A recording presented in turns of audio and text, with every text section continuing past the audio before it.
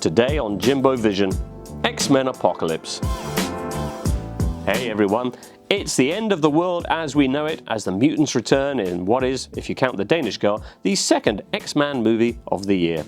Okay, you recall that the last X-Men film, Days of Future Past, picked up the baton of X-Men First Class to deliver perhaps the best of the series so far, a pretty inventive time-travelling tale featuring two generations of mutants. This time there's a radical change of tack as Charles Xavier scrambles his X-Men, scrambled eggs, to tackle Apocalypse, a 5,000-year-old being who might just be the most powerful mutant ever and consequently turns up looking like a medium-sized gnome in a Halloween Predator wig. Everything they've built will fall! We'll build a better one! He's like a charter surveyor from hell.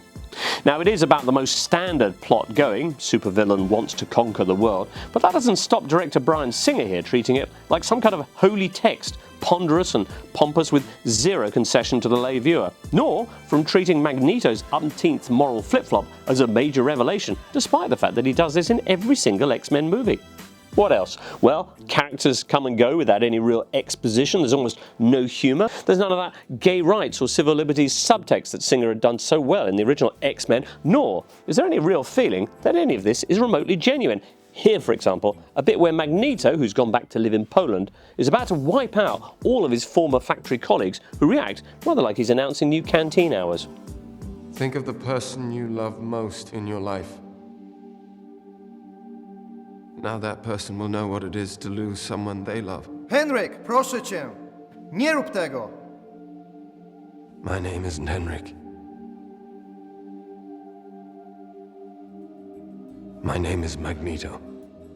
Now, there are perhaps two parts where this film does flicker into life. An early cage fight between Nightcrawler and Angel, and then, a full hour later, a scene where Quicksilver reprises that bit from Days of Future Past, where he makes time pass unbelievably slowly.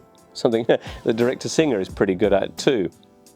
Other than that, it's Dullsville, filled with mutants feeling sorry for themselves, blasting things and generally acting badly. Oscar Isaac's buried under that Jim Henson costume.